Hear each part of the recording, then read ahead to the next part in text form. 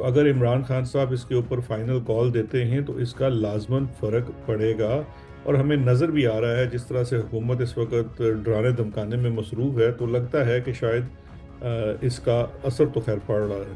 General Asim بھی تھے اور جنرل فیض بھی تھے، مجھے دونوں میں پرسنالٹی کا بہت فرق ہے، لیکن in terms of their official function مجھے کچھ خاص فرق اس لیے نظر نہیں آیا کہ دونوں حضرات جو تھے وہ جنرل باجوہ کی پالیسیز کو پرسو کر رہے تھے، تو مجھے نہیں لگتا کہ دونوں کے اندر کوئی خاصا فرق تھا۔ آدھا تیتر آدھا بٹیر ہے۔ بہت اچھا ہوتا کہ اگر D G I S P R جو چارج شیٹ کی گئی ہے، جو بلیک اینڈ وائٹ ایک لیگل پیپر ہوتا ہے، وہی شیئر کر دیتے تو ذرا کلیئرٹی آ جاتی کہ اصل میں الزامات کیا ہیں جنرل فیض کے اوپر۔ جو پرفارمنس ہوتی ہے نا فیصل واڈا صاحب کی، وہ تو اس طرح سے ہے کہ صبح ان کو ایک گولی ہے پنک رنگ کی اور ایک گولی ہے نیلے رنگ کی، وہ ڈپینڈ کرتا ہے کہ صبح اس کو اپارے سے کون سی گولی کھلائی گئی ہے، جس رنگ کی اس نے گولی کھائی ہے اس رنگ کا اس کے اوپر وہ جناب سارا دن عمل درآمد ہوتا ہے۔ لیکن اینڈ آف دا ڈے دیکھیے بات یہ ہے کہ it all depends on Imran Khan, کیونکہ عمران خان جو ہیں آج بھی ان کو آفر کی جا رہی ہے کوئی نہ کوئی کسی قسم کی سیٹلمنٹ کے ایشو کو سیٹل، جس میں پہلے بھی بتا چکا ہوں ان کو نتھیا گلی جانے کی آفر ہے، ان کو کے پی شفٹ کرنے کی آفر ہے، ان سے ٹوٹل جو چیز مانگی جا رہی ہے وہ 6 مہینے مانگے جا رہے ہیں کہ آپ 6 مہینوں کے لیے کسی حد تک خاموش ہو کر بیٹھ جائیں اور سسٹم کو فی الحال تھوڑا سا چلنے دیں۔ السلام علیکم ناظرین، آپ سیاست ڈور پی کے دیکھ رہے ہیں، سوراب برکت آپ سے مخاطب ہے۔ محترم جناب بیرسٹر شہزاد اکبر صاحب ہمارے ساتھ موجود ہیں۔ بیرسٹر صاحب ویری مچ ویلکم، السلام علیکم۔ جی وعلیکم السلام، thank you for having me. Barrister صاحب دو تین چیزوں کے اوپر بات چیت کریں گے، لیکن سب سے پہلے یہ بتائیں کہ عمران خان صاحب نے جو کال دی ہے ریمیٹنسز کے حوالے سے اور اوورسیز پاکستانی سے جو اپیل کی ہے کہ ریمیٹنس آپ نے نہیں بھیجنے، ڈو یو تھنک سو یہ کنورٹ ہو سکے گی ایک سٹرائک میں، ایک پروٹیسٹ میں، ہڑتال میں، اور اس کا امپیکٹ پڑے گا؟ دیکھیے فرق تو پڑے گا، کیونکہ دو اس میں چیزیں ہیں۔ ایک تو یہ ہے کہ پاکستان میں اس وقت جو فورن ریمیٹنسز یا اب زر مبادلہ کہہ رہے ہیں، تو اس کا ٹوٹل سورس آف انکم اس وقت اوورسیز پاکستانیوں کی فورن ریمیٹنس ہی ہے، کیونکہ کاروبار تو پاکستان میں کچھ ہو نہیں رہا، ایکسپورٹ آپ کے سامنے ہے۔ آپ کی ایک چھوٹی سی آئی ٹی کی بھی ایکسپورٹ سروسز تھی، وہ بھی انٹرنیٹ کی بندش کی وجہ سے ختم ہو گئی ہے، اور اوورسیز پاکستانیوں میں عمران خان صاحب کی بہت زیادہ فالوئنگ ہے۔ میں یہاں برطانیہ میں رہتا ہوں، مجھے یہاں پہ 99% لوگ جو ہیں جو ملتے ہیں وہ پرو پی ٹی آئی یا عمران خان صاحب کے ساتھ ہیں، اور ان کی ہمیشہ وہی سوال ہوتا ہے کہ ہم کیا کر سکتے ہیں۔ تو اگر عمران خان صاحب اس کے اوپر فائنل کال دیتے ہیں تو اس کا لازماً فرق پڑے گا، اور ہمیں نظر بھی آ رہا ہے جس طرح سے حکومت اس وقت ڈرانے دھمکانے میں مصروف ہے، تو لگتا ہے کہ شاید اس کا اثر تو خیر پڑ رہا ہے۔ اچھا، اس میں ایک آرگومنٹ دیا جاتا ہے کہ زیادہ تر جو اوورسیز پاکستانیز ہیں وہ مڈل ایسٹ کے اندر موجود ہیں اور پھر گھر چلانے ہوتے ہیں، گھر کا خرچ بھیجنا ہوتا ہے۔ اس چیز کو کیسے دیکھا جائے گا، یا اس کے حوالے سے کیا سوچ اوورسیز رکھتے ہیں؟ جی بالکل، یہ بات تو درست ہے کہ دو طرح کی ریمیٹنسز ہیں۔ ایک تو وہ جو آپ کہہ لیجئے کہ انویسٹمنٹ کی صورت میں اوورسیز پاکستانیوں کی آتی ہیں، اور دوسری وہ ہیں جو اسپیشلی ہمارا مڈل ایسٹ سعودی عربیہ میں اگر دیکھا جائے تو سب سے زیادہ پاکستانی وہاں موجود ہیں جو منتھلی خرچہ بیچتے ہیں، تو وہ خرچ چلتا ہے۔ لیکن وہ چھوٹی اماؤنٹس ہوتی ہیں۔ اگر اس کا ریمیٹنسز کے اوپر یہ کہنے کا فرق اگر لیٹس سے 50% بھی پڑ گیا تو یہ بہت بڑا ڈینٹ ہوگا، بیکاز آپ آلریڈی ڈیفیسٹ میں ہیں۔ میں ذاتی طور پہ نہیں سمجھتا کہ یہ بالکل انتہائی قدم ہے، لیکن اگر عمران خان صاحب اٹھا رہے ہیں تو اس سے اکانومی کو بہت شدید دھچکا لگے گا۔ سر، اب جنرل فیض حمید صاحب کے حوالے سے D G I S P R صاحب کی سٹیٹمنٹ ہے کہ جناب ان کا باقاعدہ سے ان کے اوپر فرد جرم عائد ہو گئی ہے۔ آپ نے بھی جنرل فیض حمید صاحب کے ساتھ کام کیا ہوا ہے سر، ان کے ٹینیور میں؟ جی جی، میں نے تو general Faiz Hamid and general Asim Munir دونوں کے ساتھ کام کیا ہوا ہے، کیونکہ ہمارے دور میں دونوں یکے بعد دیگرے D G I S I رہے ہیں۔ 8 یا 9 ماہ جنرل کی فیض مدت۔ حمید بطور انسان کیسے تھے؟ آپ نے ظاہر بڑا کلوزلی انہیں دیکھا ہوا ہے، کیسے انسان تھے سر؟ دیکھیں انسان تو سب ہی اچھے ہیں، ایک انسان وردی کے اندر ہوتا ہے اور ایک وردی کے باہر ہوتا ہے۔ میں اب اس میں مزید کیا کہہ سکتا ہوں؟ میری نظر میں دونوں صاحبان جو تھے وہ پروفیشنلی اپنا کام کر رہے تھے۔ جو جنرل عاصم بھی تھے اور جنرل فیض بھی تھے، مجھے دونوں میں پرسنالٹی کا بہت فرق ہے، لیکن in terms of their official function مجھے کچھ خاص فرق اس لیے نظر نہیں آیا کہ دونوں حضرات جو تھے وہ جنرل باجوہ کی پالیسیز کو پرسو کر رہے تھے، تو مجھے نہیں لگتا کہ دونوں کے اندر کوئی خاصا فرق تھا۔ اب اچھا سر، جنرل فیض حمید کے اوپر جو چارج فریم کیے گئے ہیں کہ جناب پولیٹیکل ان کی انٹرفیرنس بہت زیادہ تھی، मुल्क के अंदर जो तहफुज है उसे इन्होंने नुकसान पहुंचाया है, फिर माहौल भी पाकिस्तान के अंदर बड़ा खराब है। तो बड़ी सख्त किस्म के चार्जेस हैं जो उनके ऊपर लगाए गए हैं। बस your take on it. Sir देखें, ये जो आज आईएसपीआर की प्रेस रिलीज आई है, ये मैं समझता हूँ ये एक तो बड़ी जो है मुहब्बम है। इसके अंदर क्लैरिटी नहीं है, ये मज़ीद कन्फ्यूजन पैदा करती है। और ये बात मैंने आज की भी है, अपने वीलॉग में की है। और इसके साथ साथ ये देखिए, ये जो वजाहत चाहिए आईएसपीआर से कि आया जनरल फैज़ के ऊपर सियासत में मुदाखलत जो है वो during the tenure of DG ISI है, या उनके ऊपर ये इल्ज़ाम जो है पोस्ट हिज रिटायरमेंट है।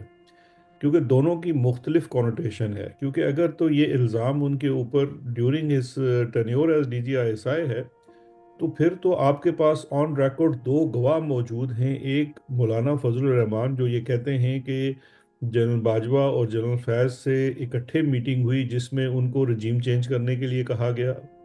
उस मीटिंग में ना सिर्फ मौलाना साहब ने बताया, मैं खुद मौजूद था, बल्कि उसमें नून लीग और पीपल्स पार्टी और बाकी जमातों के लोग भी थे। फिर दूसरी मीटिंग का हवाला जो है वो देते हैं आपके इन्हीं मतलब आज के जो लोग कोर्ट मार्शल कर रहे हैं उनके इमीडिएट बॉस वजीर दिफा ख्वाजा आसिफ साहब ऑन रिकॉर्ड हैं, जो कह चुके हैं कि जनरल फैज़ और जनरल बाजवा दोनों मिलकर ही उन्होंने उनको ऑफर की थी हुकूमत बदलने की। तो इसका मतलब ये है कि ये गवाहियां तो ऑलरेडी मौजूद हैं। तो फिर अगर तो उसके ऊपर चार्ज उस टन्योर का है बतौर डीजी आईएसआई के, तो फिर he was performing his official command, क्योंकि वो कमांड तो जनरल बाजवा की थी। तो फिर अगर कोर्ट मार्शल हो रहा है जनरल फैज का, तो वो इनकम्प्लीट होगा, बिकॉज जिस जिस अफसर ने जिसके वो मातहत थे, वैसे तो पेपर के ऊपर तो आप मातहत वजीर आजम के होते हैं, लेकिन ऑन मतलब इन रियलिटी तो आर्मी चीफ की कमांड होती है। और गवाही भी आ गई कि आर्मी चीफ उस मीटिंग्स में मौजूद थे। तो एक तो ये क्लैरिटी नहीं है आईएसपीआर की स्टेटमेंट में।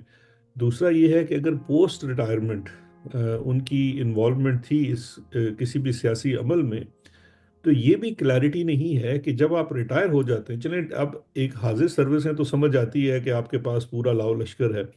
एक रिटायर्ड आदमी अकेला तो नहीं सियासत के अंदर मुदाखलत करके कोई नुकसान पहुंचा सकता ना। तो अगर पोस्ट रिटायरमेंट है, तो फिर इनके को अक्यूज्ड कौन है? यानी कि देखें, अगर उन्होंने अपना फौजी कनेक्शन या कोई भी फौजी चीज़ इस्तेमाल की, तो इसके अंदर हाजिर सर्विस लोग ज़रूर होंगे। वो करना तो देखें ना, एक रिटायर्ड चार बंदे बैठ के जो मर्जी करते फिरें, अगर उनको इंस्टीट्यूशन से और ऑफिशियल डम से कोई सपोर्ट हासिल नहीं है, तो वो क्या कर सकते हैं? वो तो मतलब एक किस्म की आपस में बातचीत ही कर सकते हैं ना।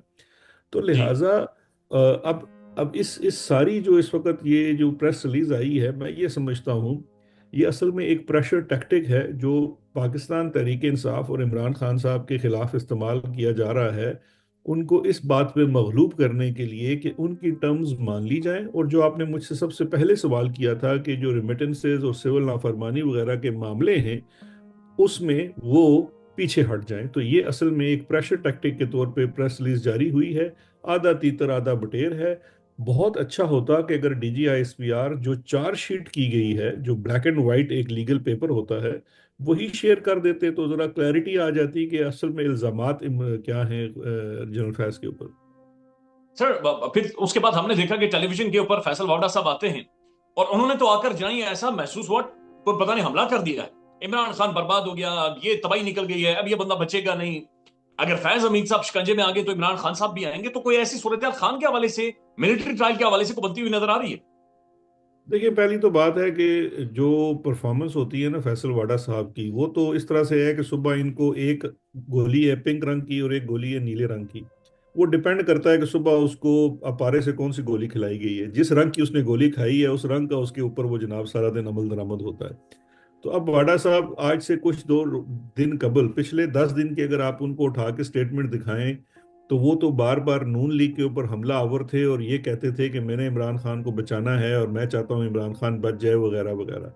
अब आज उनको वो मतलब पिंक से हटा के नीली गोली पे डाल दिया गया है। तो नीली गोली खाने के बाद अब वो जनाब नीला तोता बक रहे हैं कि जनाब इमरान खान बर्बाद हो गया, अब ये हो गया वो हो गया। बेसिकली ये इस वक्त डराने की, जिस तरह से मैंने कहा ना, ये तमाम कोशिश जो है इमरान खान को डराने की है। और इस दफ़ा मुझे ये लगता है, मेरा ये एनालिसिस है कि थोड़ा सा ये टाइम कंस्ट्रेंट भी है इनको, क्योंकि 20 जनवरी से पहले पहले جو اسٹیبلشمنٹ ہے اس کی یہ خواہش اور کوشش ہے کہ کسی صورت عمران خان صاحب سے کچھ نہ کچھ پیچ اپ ہو جائے، تاکہ پھر یہ نہ ہو کہ 20 جنوری کے بعد کسی اور کی ٹرمز کے اوپر ان کو ان کے ساتھ راضی نامہ کرنا پڑے۔ اچھا سر، یہ ویسے میں دیکھ رہا تھا کہ مختلف اخبارات کے اندر بھی ایک تجزیہ پیش کیا گیا ہے، کیا یہ ممکن ہے کہ ڈونلڈ ٹرمپ جس دن ان کی حلف برداری ہوگی اس دوران بھی عمران خان کے حوالے سے کوئی ٹویٹ آ جائے، کوئی سوچ یا پھر کوئی انویٹیشن آ جائے تحریک انصاف کی کسی اتھارٹی یا پرسنالٹی کے لیے؟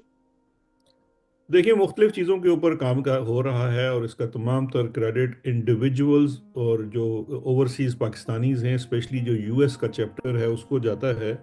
اور انہوں نے اس پوری کام کو جس کا بیڑا اٹھایا ہوا ہے، وہ بہت سارے لوگ ہیں، میں کسی کسی کے ایک کو بھی نام نہیں لیتا، کریڈٹ نہیں دیتا، لیکن کافی حد تک اس وقت جو نئی کیبنٹ ہے ٹرمپ کی، تحریک انصاف یا عمران خان سے، اچھا مزے کی بات ہے کہ اس میں سے بہت سارے لوگ تحریک انصاف سے آفیشلی بھی وابستہ نہیں ہیں۔ عمران خان صاحب کا ایک بڑا حلقہ احباب ہے جس میں نان پاکستانی بھی شامل ہیں، اور وہ تمام لوگ ٹرمپ اور ٹرمپ ایڈمنسٹریشن، یعنی کہ اس کی جو نئی ایڈمنسٹریشن کیبنٹ آ رہی ہے اس سے مسلسل رابطے میں ہیں۔ اور میں نہیں سمجھتا، دیکھیں انویٹیشن آنا نہ آنا جو ہے وہ ایک الگ چیز ہے، وہ اتنی ریلیونٹ نہیں ہے۔ اصل چیز تو میٹر کرتی ہے کہ 20 جنوری کے بعد جو پریزیڈنٹ ٹرمپ آتے ہیں تو وہ اس کے بعد کیا کرتے ہیں۔ دیکھیں اس طرح سے ایک چیز ذہن میں رکھیے گا کہ ماضی میں ہمارے ہاں جو رجیم چینج کا پورا ڈرامہ ہے وہ ایک بڑے لو لیول بیوروکریٹ کی نوڈ سے جو ہے وہ پورا کر لیا گیا۔ تو اس دفعہ بھی یقین جانیے کہ ہماری تو اتنی اوقات ہی نہیں ہے کہ ہم صدر کے فون کا انتظار کریں گے۔ جب وہاں سے نوڈ ہوئی تو مطلب تیسری یا چوتھی سطح کا کوئی افسر ہوگا جو شاید کیبنٹ ممبر بھی نہیں ہوگا، اور اس کے کنوے کرنے سے بہت سارے معاملات جو ہیں وہ سدھر سکتے ہیں۔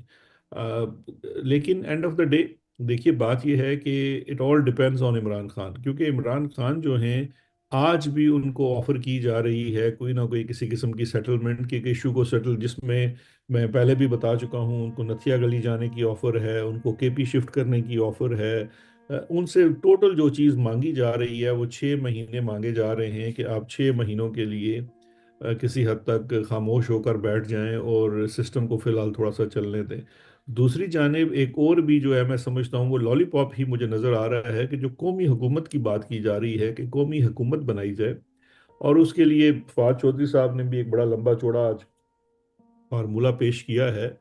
آ، وہ فارمولہ ویسے سننے کو تو بڑا دلچسپ لگتا ہے لیکن مجھے لگتا ہے کہ اس فارمولے میں جو مختلف لوگ ہیں وہ شاید اس کے ٹرمز کے اوپر ایگری نہیں کریں گے، اور اس سب سے بڑا سوالیہ نشان پھر سے عمران خان صاحب کا ہی ہوگا، کیونکہ شاید وہ اس فارمولے کے اوپر عمل کے لیے تیار نہیں ہوں گے۔ اچھا سر، 6 ماہ کا ویسے ٹائم ہے، یہ آپ نہیں سمجھتے کہ خان کو اس کے اوپر کچھ نہ کچھ فلیکسیبلٹی عمران خان صاحب کو دکھانی چاہیے؟ اگر 6 ماہ کی کوئی ایسی کوئی سٹک ہو جاتی ہے، اگر یہ کرائسس ختم ہو جاتا ہے؟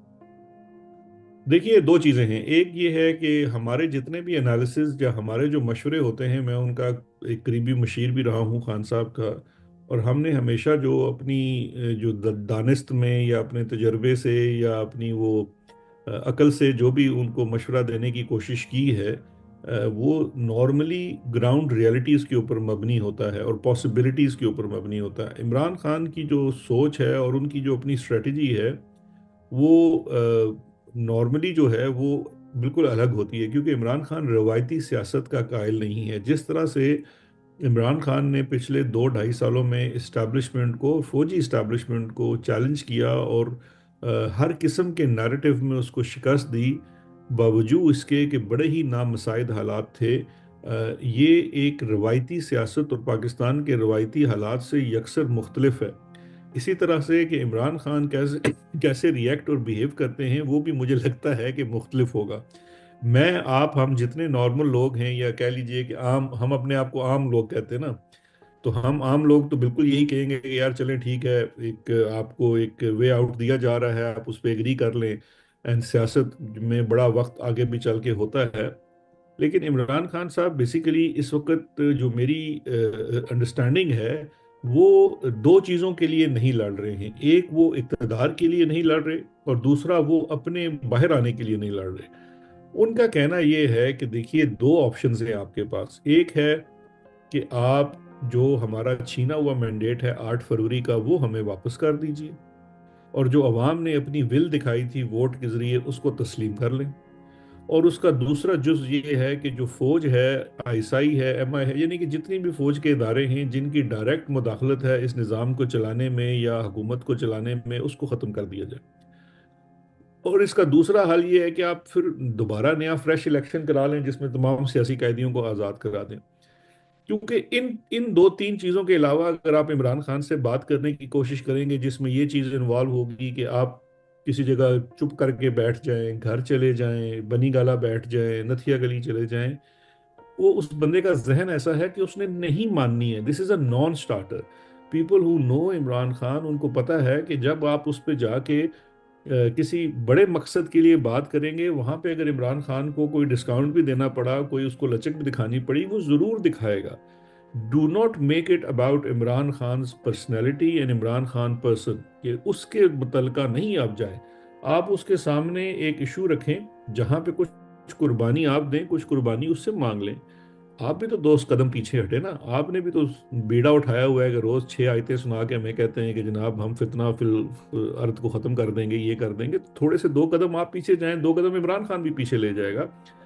آپ سیاسی ماحول دیٹس ایسا بنا دیں، جو آپ نے بٹیرے پالے ہیں زرداری اور نواز شریف کی صورت میں، ان کو بھی میدان میں اتاریں، عمران خان کو بھی اترنے دیں، فریش الیکشن ایک انڈیپینڈنٹ الیکشن کمیشن میں کرا لیں، نیا مینڈیٹ آئے سب کو۔ آپ اپنی 5 سال کی ایکسٹینشن لے چکے ہیں، نئے آنے والے وزیر اعظم کو سلوٹ کریں اور کام کو آگے چلائیں۔ اصل میں آگے صرف بڑھیں۔ اچھا عمران سر، خان سے مانگ۔ شہزاد صاحب، 2-3 کوئک سوالات ہیں۔ سر ایک تو یہ بتائیں کہ جو سول نافرمانی یا سول ڈس اوبیڈینس ہے، ریمیٹنس کے حوالے سے جو گفتگو ہے، اس پر تحریک انصاف کی جو پارٹی ہے وہ کلیئرٹی کے ساتھ نہیں آ رہی، جو قیادت یہاں پر موجود ہے۔ اور ساتھ ساتھ بیرسٹر گوہر صاحب کی آج کی سٹیٹمنٹ کہ جو ایف آئی آر ڈی چوک میں قتل عام ہوا تھا، ایف آئی آر ہم نہیں کروائیں گے بلکہ لواحقین کی فیملیز جا کر کروائیں۔ سر یہ ایف آئی آر نہیں کروا پا رہے نہ محسن نقوی کے خلاف نہ شہباز شریف صاحب کے خلاف، یہ کیا وجہ ہے ان کی یہ کمزوری کیوں ہے؟ دیکھیں اس کو ویسے ہم جب بچپن میں پڑھتے تھے اسلامیات تو اس کو ایمان کی کمزوری کہتے تھے لیکن اس وقت مسئلہ یہ ہے کہ دیکھیں 2 چیزیں ہیں۔ ایک تو یہ ہے کہ جو سول نافرمانی کی تحریک ہے اس میں آپ کی بات بالکل درست ہے، میری بھی اطلاع یہی ہے کہ تحریک انصاف کی جو ذیلی لیڈرشپ ہے اس کے اندر کنفیوژن ہے، اور انہوں نے جا کے عمران خان صاحب سے بات بھی کی ہے کہ جی یہ افیکٹو نہیں ہوگی، کیونکہ یہ اس وقت ان کی جو اس کے اوپر بھی سوچ ہے وہ بالکل ویسی ہے جیسے 24 نومبر کی کال کے اوپر تھی، کیونکہ بہت سارے لوگوں کے ریزرویشنز تھے کہ یہ کال ابھی نہ دی جائے۔ اب جو عمران خان صاحب نے سول نافرمانی کی دی ہے تو اس کے لیے میری اطلاع یہ ہے کہ شاید کوئی کمیٹی بنائی گئی ہے جو واپس عمران خان صاحب کو اپنے تمام جو ریزرویشنز ہیں وہ بتائے گی، اور پھر اس کے اوپر بات چیت ہونے کے بعد، اور جمہوری جماعتوں میں ہوتا ہے اگر لیڈر کا ایک ریویو ہے اور اس کے پارٹی کے لوگوں کا دوسرا ریویو ہے، بات چیت کر کے جو بھی فیصلہ ہوتا ہے آخر میں وہ پھر اس فیصلے کو مانا جاتا ہے۔ تو ابھی تو میں سمجھتا ہوں کہ یہ سول نافرمانی کی جو ہے کال، اس پہ مزید کنسلٹیشن ہونی ہے اور شاید یہ آنے والے دنوں میں فرم اپ ہوگی۔ دوسرا یہ جو آپ ایف آئی آرز کا سوال کر رہے ہیں یہ ایک انتہائی افسوس کی بات ہے۔ دیکھیے ایف آئی آرز تو میری یہ عرض ہے، میں نے یہ کچھ دن پہلے بھی بات کی تھی کہ ایک بات گوہر صاحب کی قانونی نقطہ نظر سے ٹھیک ہے کہ ایف آئی آر جو ہے وہ لواحقین ہی کراتے ہیں، لیکن یہ کوئی 100% بات اس طرح سے نہیں ہے۔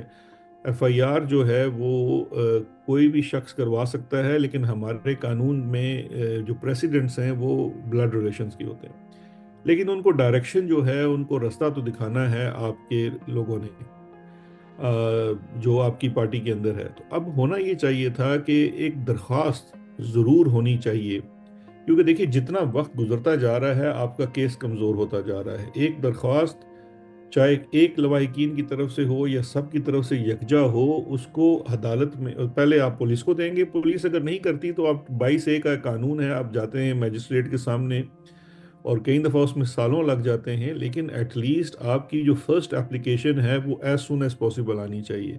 اس میں جو اس وقت دیری دکھائی جا رہی ہے وہ ضرور مناسب نہیں ہے۔ اب ہم کسی کو کیا دوش دیں، خان صاحب چونکہ جیل میں ہیں، رابطے کا بہت بڑا مسئلہ ہے، وگرنہ یہ تو ایسا کام ہے اگر عمران خان باہر ہوتا تو یہ ایف آئی آر کی اپلیکیشن بمان لوگوں کو نامینیٹ کیے ہوئے کب کی فائل ہو چکی ہوتی۔ سر شاہد خان آفریدی صاحب نے بھی ٹویٹ کیا ہے D G I S P R صاحب کی پریس ریلیز کے حوالے سے، لیفٹیننٹ جنرل فیض حمید کے خلاف فرد جرم عائد ہو گئی ہے۔ شاہد آفریدی سر یہ تو کرکٹر تھے، یہ تو وہ بال کو چبانے والے کرکٹر تھے، یہ اچانک سے इन्हें कुछ भी नजर नहीं आ रहा, लेकिन ये शुरू हो गए। देखिए, अब मसला ये है ना कि वो अब का क्या कहा जा सकता है। अब बहुत अरसे से कोशिश की जा रही है, कभी कहते हैं कि इमरान खान की जगह किसी क्रिकेटर को लॉन्च कर देते हैं, या कहते हैं किसी और को कर देते हैं। तो ये मेरे ख्याल में तो एक इररेलेवेंट सी चीज़ है। इस मुल्क में मसला ये है कि आज अगर आप देख लें तो पिछले 72 घंटों में अनवर मकसूद साहब से माफ़ी मंगवा ली गई। वो एक और शायर हैं जिन्होंने कुछ अरसा पहले एक बड़ी मशहूर हुई हुई एक नज़म कही थी। अफकार अलवी, अफकार अफ्तार अलवी। अलवी साहब, उन उन उनसे भी आज माफीनामा लिखवा लिया गया। और बस यही है। ये तो देखिए अभी कुछ दिन गुजरने दें तो यहाँ खरबूजे में से तरबूज और तरबूज में से खरबूजा निकला करेगा इंशाल्लाह। वन लास्ट कमेंट सर, अब आखिरी कमेंट मुख्तसरन आपका चाहूंगा। ये मुनीर फारूक साहब की स्टेटमेंट है जो कि आज कोर्ट हुई है। वो कहते हैं कि एक अहम शख्सियत के मुताबिक इमरान खान को अभी तक पता ही नहीं है कि उसका पाला किसके साथ पड़ा है। ये अब मुनीब साहब को चाहिए कि वो पहेलियां बुझाने के बाद जिन आम शख्सियात के साथ उनके इतने करीबी राब्ते हैं तो उनका नाम भी दे दिया करे ना। वो जब आप यूनिवर्सिटी में कोई पेपर लिखते हैं जिसके लिए आप स्याको सबाक ना दे सकें तो वो पेपर रिजेक्ट हो जाता है। तो मुनीब साहब से दरखास्त है कि वो जिन अहम शख्सियतों के साथ बैठ के वो क़यामत आम करते हैं उनका नाम भी ले दिया करें। सर वैसे आप जानते हैं खान को, क्या खान को पता है कि उसका किसके साथ पारा पड़ा है? सर देखें, असल प्रॉब्लम खान की नहीं है। उन जिन लोगों को ये लगता है उनको ये ज़रूर स्टडी करना चाहिए इमरान खान की पर्सनालिटी को। क्योंकि देखिए इमरान खान यहाँ पे है और बाकी तमाम पर्सनालिटीज़ ना स्क्रीन पे भी आपको नज़र नहीं आ रहा होगा, ये इससे भी नीचे हैं। तो अगर उनको ये लग रहा है कि एक 3 साल के ओहदे वाले को लग रहा है कि एक शख्स जो पिछले 40 साल से एक आइकॉन है, एक इंटरनेशनल आइकॉन है, starting from late 70s till 2024, everyone in the world knows Imran Khan. अब उसके बाद एक किसी नो मौलूद को लगता है कि उनको नहीं पता कि मेरा किससे वास्ता पड़ा है, तो फिर मैं यही कहूंगा कि they need to know there enemy well. बहुत शुक्रिया शहजाद अकबर साहब, शुक्रिया।